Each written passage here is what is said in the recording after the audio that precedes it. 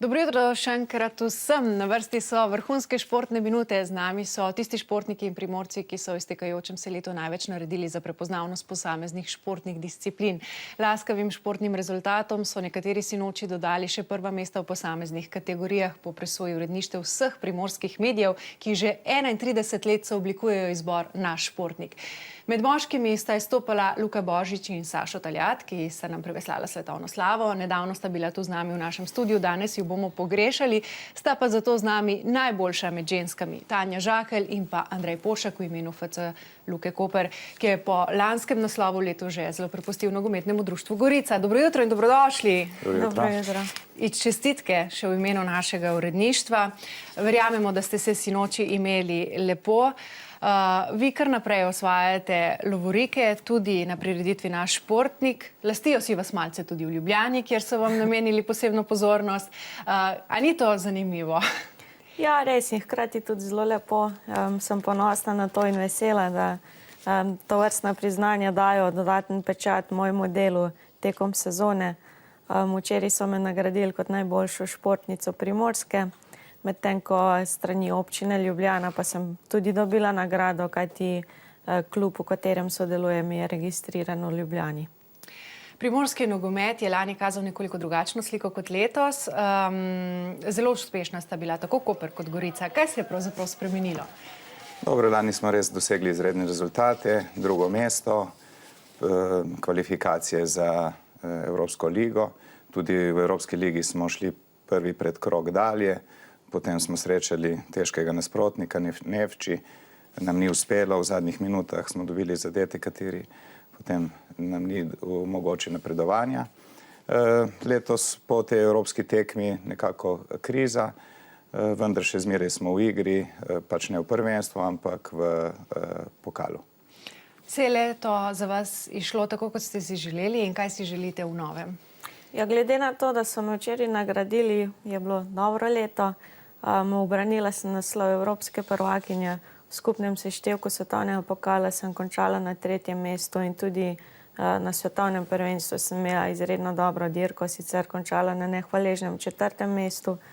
Tako da, kar si želim, je tako uspešno sodelovanje z ekipo še naprej in pa da bi bila ostala cela, zdrava in pa da bi še naprej uživala v tem športu. To je gotovo najbolj pomembno. Vi ste se obdržali na 7. mestu. Kaj mislite, kako bo novo leto za vas?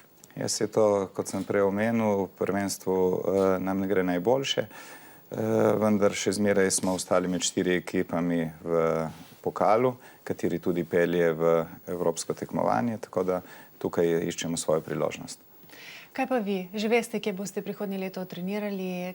Kaj boste počeli? Veljate za izjemno skromno, pa vendar si gotovo zastavite tudi kakšen cilj. Ja, prav gotovo. Cilje si je potrebno zastaviti, tudi pravilno planirati sezono, da bom najboljša na tistih pomembnejših tekmah.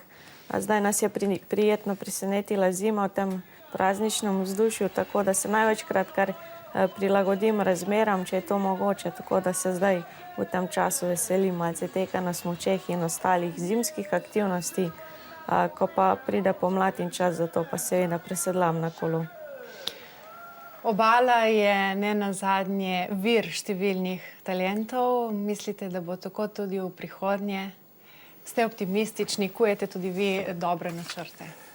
Ja, moram poudariti, da v nogometnem klubu FC Luka Koper imamo ogromno mladih talentov. Letos celo imamo rekordni vpis, 323 otrok in sigurno s temi otroci bojo prihajali dobri nogometaši.